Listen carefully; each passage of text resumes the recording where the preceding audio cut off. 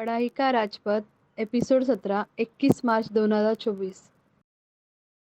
Machhindra जाटे sir की छात्र एवं अभिभावकों से सीधी बात। पढ़ाई में निरंतरता।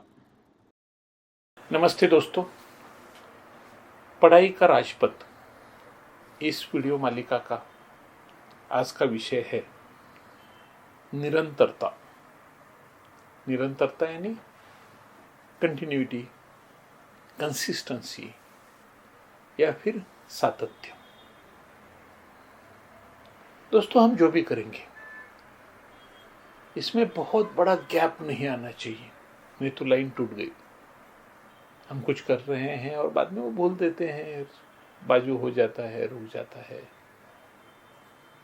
तो फिर हमको उससे जुड़ने में बहुत ताकत और एनर्जी लगती है। तो दोस्तों, हमें जो भी करें उसकी निरंतरता संभालनी चाहिए। दोस्तों, पढ़ाई में कई चीजें होती हैं। एक, भाषा में कई शब्द हमें मिलते हैं। अभी समझ लो एक सब्जेक्ट है, एक विषय नाम है, कुछ समझो दीपक नाम है। तो जब हम दीपक शब्द सीखेंगे तो हमें यह मालूम होना चाहिए कि दीपक का दी दूसरा होता है। हर बार हम लिखने बैठेंगे और सोचेंगे दीपक का दी पहला है, दूसरा है, पहला है, दूसरा है, तो ये कंफ्यूजन कभी खत्म ही नहीं होगा। लेकिन हम अगर ध्यान रखेंगे नहीं दीपक का दी दूसरा ही है, तो हमारी तकलीफ बच गई, काफी तकलीफ बच गई। वही इंग्लिश में स्पेलिंग का सो एंड सो वर्ड समझो, ये जो शब्द है तो उसका स्पेलिंग ही आता है। हमें उसकी प्रैक्टिस करनी चाहिए। कुछ भी चीजें हम जो भी करेंगे निरंतर चलती रहनी चाहिए कि मुझे ध्यान देना है, समझना है, प्रैक्टिस करना है। दोस्तों देखो, हम शिक्षण ले रहे हैं तो पहली बात, हमारा पढ़ना जरूरी है। हमें पढ़ने का स्पीड भी अचीव करना चाहिए। हम जो पढ़ेंगे वो याद रखने की आदत भी हमारे अंदर एक डेवलप हो जानी चाहिए। बहुत से बच्चे हैं, मैंने देखे हैं कि वो एक पेज 4 बार पढ़ेंगे, लेकिन उसमें से पूछा कुछ तो याद कुछ नहीं है। फिर पढ़ने का क्या मतलब ये कि दोस्तों, पढ़ने की विद्या हमने सीखी ही नहीं है। बस पढ़ रहे हैं और भूल रहे हैं, पढ़ रहे हैं और भूल रहे हैं। समझो लिखना है कुछ, हमने लिखा, वे क्या लिखा, कुछ तो बोलो।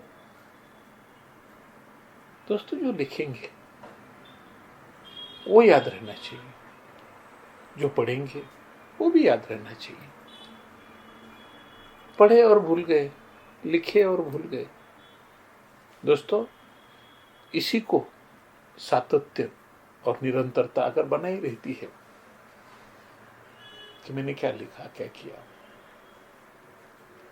एक उदाहरण के लिए बताता हूं कि समझो एक कविता आपको याद करनी है। एक कविता, अच्छी कविता है कोई, मान लो, लहरों से डर कर नौका पार नहीं होती, कोशिश करने वालों की हार नहीं होती। दोस्तों, ये कविता मुझे याद है क्योंकि मैंने ये स्कूल लेवल में ही याद की थी, तब से आज तक भुला ही नहीं। इसका मतलब मैं रोज ये कविता याद करते बैठा हूं, ऐसा नहीं है। किसी को कविता याद रखनी है तो उसको क्या करना पड़ेगा, शुरुआत के कुछ 2 लाइन्स याद रखो, लिखो, बोलो, फिर 2 लाइन्स याद रखो, बोलो। ऐसा करते करते कविता 1 दिन हो गया, 2 दिन हो गया, 4 दिन हो गए, 6 दिन हो गए। एक 10 दिन तुमको प्रैक्टिस करते रहने पड़ेगी। और जब 10 दिन तुम्हारी प्रैक्टिस हो गई तो शायद तुम्हें कविता पूरी याद हो गई।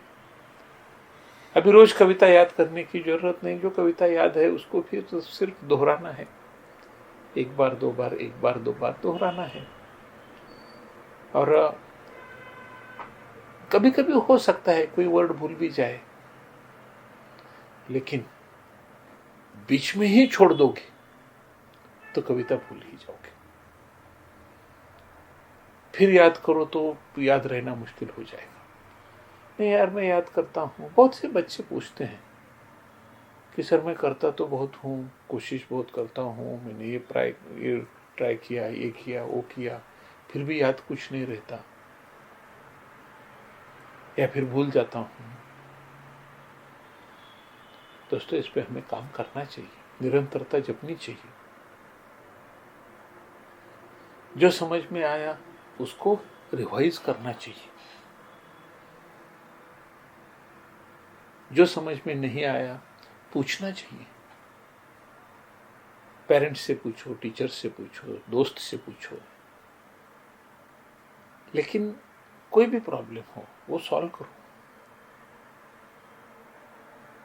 और इसीलिए होमवर्क की जरूरी होती है कि मैं रोज टीचर ने होमवर्क दिया, हम होमवर्क करेंगे, तो हमारी एक प्रैक्टिस हो रही है। मुझे जो समझ में आया उसको रिवाइज किया, फायदा हो रहा है। और दूसरी बात दोस्तों, एक देखो, ये कोई बहुत मुश्किल का काम नहीं है, उल्टा ये एक तरह का सेटिस्फैक्शन है। अरे चाणक्य ने कहा है, सुखस्य मूलम धर्मः। अगर तुम जिंदगी में वाकई सुख चाहते हो तो तुम तुम्हारे धर्म का पालन करो। धर्म का मतलब बाकी धर्मों से नहीं है, यहाँ धर्म का मतलब होता है मुझे मेरा काम करना चाहिए, कर्तव्य पूर्ति। कर्तव्य पूर्ति को चाणक्य धर्म कहते हैं। कर्तव्य पूर्ति, मुझे मेरा काम करना चाहिए। तुम स्टूडेंट हो, पढ़ाई करोगे तो बहुत आनंद मिलेगा। तुम क्रिकेटर हो, क्रिकेट खेलोगे, तुमको बहुत आनंद मिलेगा। कोई पेंटर है, बहुत अच्छा पेंटिंग निकालता है, उसको बहुत आनंद मिलेगा। हम घर में देखते हैं कि हमारी माँ खाना बनाती है, खाना अच्छा बनता है, सब लोग खाते हैं, बहुत आनंद मिलता है। सुखस्य मूलम धर्मः। अगर तुमको सुख चाहिए तो तुम्हें अपने धर्म का पालन करना चाहिए। हम स्टूडेंट हैं, छात्र हैं, पढ़ना हमारा धर्म है। हम पढ़ाई करेंगे, रेगुलर पढ़ाई करेंगे, उसकी कंसिस्टेंसी रखेंगे, निरंतरता रखेंगे, तो हमें पढ़ाई का आनंद भी मिलेगा, सुख मिलेगा। ये कोई बोझ नहीं है हमारे ऊपर, अच्छी बात है। हम ज्ञान चाहते हैं, विद्या चाहते हैं। हम अगर ज्ञान बढ़ाएंगे, विद्या बढ़ाएंगे, तो ये हमारे पूरे जीवन हमारे साथ रहेगी।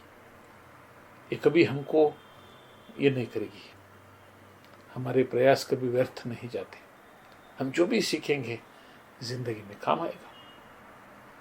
दोस्तों, जैसा देखो, क्रिकेटर है, बैटिंग करने जाता है तो बस बैटिंग करते रहता है, धीरे धीरे धीरे एक एक दो दो रन जुड़ते जुड़ते जुड़ते 25 तक पहुंचता है, अपना प्रयास जारी रखता है, 40, 45, और जब वो 50 करता है तो उसको मन में एक खुशी आती है कि यार चलो मैंने आज 50 किया, और खेलता हूँ, प्रयास करता हूँ, 100 तक पहुँचता हूँ, और 100 क्रॉस करता है और खुश होता है। वैसे दोस्तों, यही निरंतरता, अगर वो आउट हो गया तो खत्म, ग्राउंड से बाहर। वैसे दोस्तों, हमें पढ़ना चाहिए। जैसे वो एक एक रन जोड़ रहा है, वैसे हमको पढ़ाई की एक एक चीज हमारे ज्ञान में बढ़ाते जाना है, और उसी वैसे हमारी खुशी बढ़ती जाएगी। अरे यार, हाँ मुझे आ गया, मुझे समझ में आ गया, मेरा फायदा हो गया। दोस्तों, जरूर फायदा होता है। बच्चों को देखो, एक देखो, याद करो, पढ़ाई में जैसा अपने माँ बाप से प्यार करते हो, अपने आप से प्यार करते हो, इसी तरह से पढ़ाई के ऊपर भी प्यार करो। जो पढ़ रहे हो तुम्हारे फायदे का है। किसी को दिखाने के लिए मत पढ़ाई करो। नहीं, मेरे माँ बाप चाहते हैं मैं बहुत पढ़ाई करूं, मुझे उनको दिखाना है कि मैं पढ़ाई कर रहा हूं। दोस्तों, ये काम दिखाने का नहीं है। तुमको पढ़ाई करनी है अपने लिए, तुम्हें ज्ञान बढ़ाना है अपने लिए। पढ़ाई का मकसद तुम्हारा ज्ञान बढ़ना है, तुम्हारी एक्यूरेसी बढ़नी है, और तुमको कॉन्फिडेंस आना है, तुम्हारा खुद का सेटिस्फेक्शन होना है। मैं दूसरों के लिए नहीं पढ़ाई करता हूं, मैं मेरे लिए पढ़ाई करता हूं। ये बात तुमको और सेटिस्फेक्शन देगी। दिखाने के लिए मत करो। लेकिन दोस्तों, लिखो। अगर माँ बाप को दिखाना है कि तुम पढ़ाई कर रहे हो, तो तुमने जो लिखा है, नोटबुक हो, रजिस्टर हो, तुम्हारे किसी एग्जाम का आंसर पेपर हो, तो वो अपनी माँ बाप को दिखाओ कि देखो हमने क्या किया है, मुझे कितने मार्क्स मिले हैं, मुझे कितना स्टडी अच्छा लगता है, तो वो खुश हो जाएंगे। लेकिन सिर्फ दिखाओ तो वो सेटिस्फेक्शन तो उनको और तोड़ देगा। जिस दिन उनको समझ में आएगा कि यार बच्चा तो करता नहीं है, सिर्फ दिखाता है, क्या फायदा है, इसका कोई फायदा भी नहीं होगा। तुम ज्ञान बढ़ाओ, विद्या बढ़ाओ, सही, एक्यूरेटली। मैंने जैसे क्वालिटी एजुकेशन का मतलब बताया था, क्वालिटी, स्कूल की क्वालिटी मत चेक करो, वहां के टीचर्स की क्वालिटी मत चेक करो, अपनी खुद की क्वालिटी चेक करो। क्या एक ही गलती मैं बार बार करता हूं, तो इसका मतलब मेरे पढ़ाई में कंसिस्टेंसी नहीं है। अगर मेरे पढ़ाई में कंसिस्टेंसी है, मेरे पढ़ाई में निरंतरता है, तो एक ही गलती दोबारा कैसे होगी। दोस्तों, बस करते रहना है, करते रहना है। लिखना है, पढ़ना है, याद रखना है, कई कुछ चीजों की प्रैक्टिस करनी है। सब कुछ पढ़ाई बहुत ईजी है। चिंतन करना है, याद रखना है। जो मन में सवाल आते हैं या प्रश्न आते हैं, इन प्रश्नों के उत्तर हमें ढूंढने हैं। हमारे पेरेंट्स से मिल सकते हैं, टीचर से मिल सकते हैं, दोस्त से मिल सकते हैं, हमें सब दूर करना है। और दोस्तों, जैसे जैसे हम करते जाएंगे तो हमारा आनंद बढ़ता जाएगा। हम गैप देंगे, एक बहुत लंबा गैप देंगे, तो तकलीफ हमें पड़ेगी। हम कंसिस्टेंसी रखेंगे। एक कहानी सुनी थी मैंने कि एक बहुत बड़ा आदमी था, हट्टा कट्टा था, और मेहनत करता था, चलता था। किसी ने सोचा कि ये आदमी के ऊपर एक एक्सपेरिमेंट करना है और इसको बहुत सुख देना है, एक अच्छा महल में रखना है, उसको सब चीजें जगह पे देनी है, उसको किसी चीज की कमी नहीं करनी है। तो दोस्तों, वो गया रहा, उसका घूमना बंद हो गया, चलना फिरना बंद हो गया, अच्छे माहौल में रहा, और जिस दिन बाहर निकला तो उसको सर्दी हो गई। फिर सर्दी का कोई इलाज नहीं हुआ, फिर वो सर्दी ठीक नहीं हुई, बीमारी बढ़ती गई, फिर निमोनिया हुआ और वो मर गया।